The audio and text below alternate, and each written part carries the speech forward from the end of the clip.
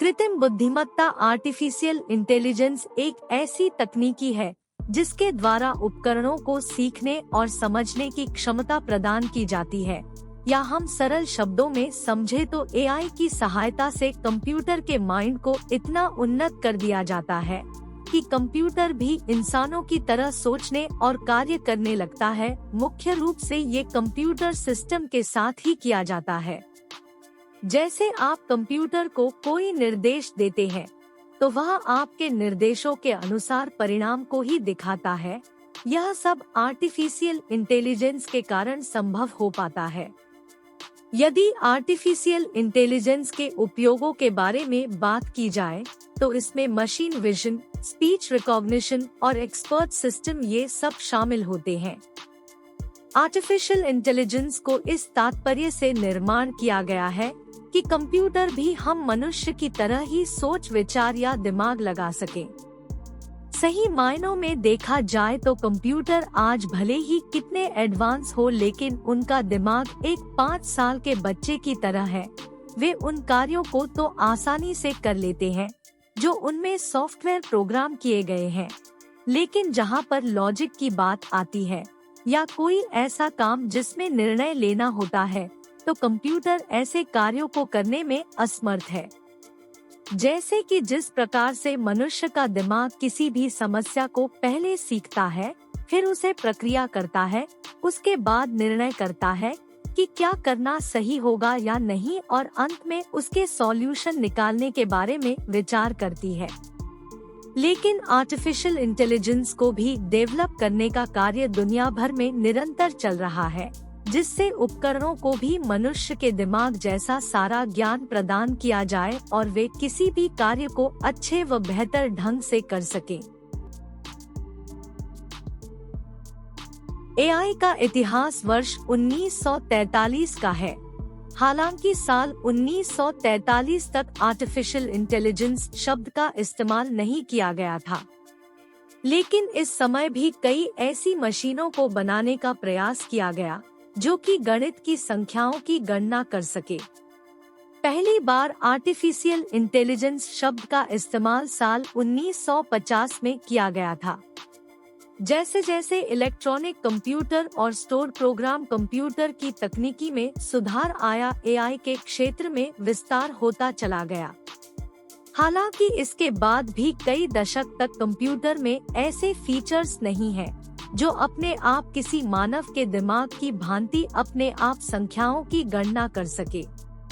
लेकिन कुछ समय बाद नॉर्बर्ट वीना ने एक रिसर्च में एआई की शुरुआत की, जिसमें उन्होंने बहुत सी चीजों को ऐसा बनाया जो कुछ हद तक अपने आप गणना कर सकती थी। एक कदम एआई की ओर बढ़ाया और लॉजिक थ्योरिस्ट का निर्माण किया। यह एलन न्यूएल, हर्बर्ट ए साइमन के द्वारा सन 1955 में बनाया गया दुनिया का पहला एआई प्रोग्राम माना जाता है। आर्टिफिशियल इंटेलिजेंस का जनक जॉन मकार्थी को माना जाता है। बावजूद एआई मशीनों का विकास साल 1943 में शुरू हुआ, लेकिन पहली बार आर्टिफिशियल इंटेलिजेंस शब्द का इस्तेमाल साल 1956 में जॉन मकार्थी ने the Dartmouth summer research project on artificial intelligence में किया था।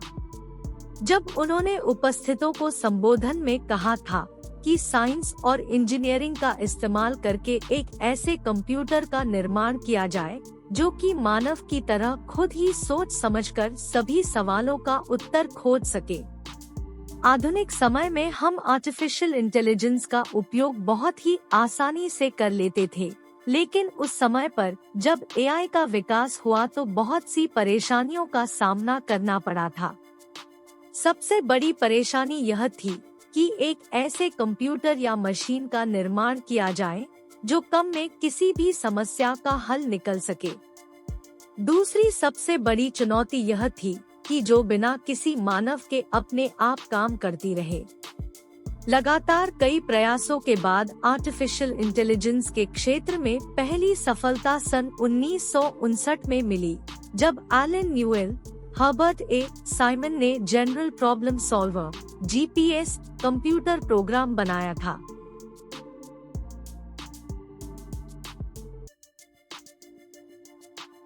सिरी एप्पल कंपनी की एक वर्चुअल असिस्टेंट है जो कि अभी आईफोन और आईपैड के लिए उपलब्ध है। यह सबसे पॉपुलर वॉइस असिस्टेंट है। आप हे सिरी बोलकर अपने किसी भी काम को करवा सकते हैं। यह आपके लिए कॉल कर सकती है, कैलेंडर, अलार्म, टाइम सेट कर सकती है, मैसेज भेज सकती है आदि। गूगल मैप का इस्तेमाल तो शायद आप सभी लोग करते होंगे, लेकिन क्या आपने सोचा है यह एप्लीकेशन आपको कैसे सही रास्ता बता देती है? यह आर्टिफिशियल इंटेलिजेंस का कमाल है। गूगल मैप एआई के द्वारा किसी भी सड़क की जानकारी को स्कैन करता है और एल्गोरिथम का उपयोग करके यूजर को सही रास्ता, लोकेशन पर पहुंचने में लगने वाला समय आदि सब बता देता है। प्रतिदिन लाखों लोग गूगल मैप के द्वारा अपना रास्ता खोजते हैं। गूगल असिस्टेंट भी एप्पल सिरी की तरह गूगल की एक वर्चुअल असिस्टेंट है, जिसके द्वारा आप बोलकर गूगल से कुछ भी प्रश्न कर सकते हैं और यह आपके सभी सवालों का जवाब देती है। साथ ही आप गूगल असिस्टेंट के द्वारा मैसेज भेज सकते हैं, किसी को कॉल कर सकते हैं, अलार्म सेट कर सकते हैं, मोबाइल में कोई भी एप्लीकेशन ओपन कर सकते हैं। गूगल असिस्टेंट का इस्तेमाल आप किसी भी डिवाइस में कर सकते हैं। यह भी आर्टिफिशियल इंटेलिजेंस का ही एक उदाहरण है। गूगल असिस्टेंट की सहायता से गूगल आपको आपका नाम बता सकता है, बस आपको बोलना है, गूगल मेरा नाम क्या है।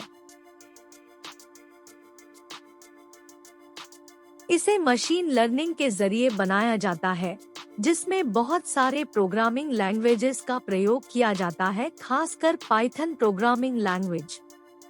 एआई इंसानी दिमाग की तरह चीजों को देखता और परखता है, इसके बाद निर्णय लेता है। इसे हर काम के हिसाब से अलग अलग प्रकार का बनाया जाता है।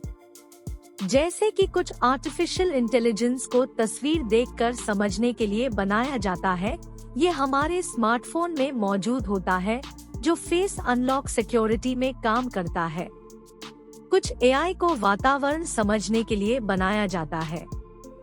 इस एआई का उपयोग एयर कंडीशनर्स में होता है, साथ ही बड़े बड़े साइंटिस्ट इसका उपयोग एटमॉस्फेयर और वातावरण में बदलाव को देखने के लिए इसका उपयोग करते हैं। आर्टिफिशियल इंटेलिजेंस में सोचने के लिए प्रोसेसिंग यूनिट लगा होता है, काम करने के लिए रैम लगा होता है, साथ ही इसमें बहुत सारे आईसी चिप्स होते हैं। इन सभी हार्डवेयर की सहायता से आर्टिफिशियल इंटेलिजेंस काम करता है। घरों में लगाया जाने वाला इमरजेंसी लाइट बिजली ना होने पर खुद से चालू हो जाता है और मोबाइल का ज्यादा गर्म होने पर खुद से स्विच ऑफ हो जाना, यह सब कुछ एआई के उदाहरण है। आज के समय में आर्टिफिशियल इंटेलिजेंस का प्रयोग लगभग सभी प्रकार के क्षेत्रों में विभिन्न तरीकों से किया जाता है। जैसे एआई का प्रयोग हम स्मार्टफोन और कंप्यूटर में भी करते हैं और बड़े इंडस्ट्री में इसका प्रयोग रोबोट से काम कराने में किया जाता है।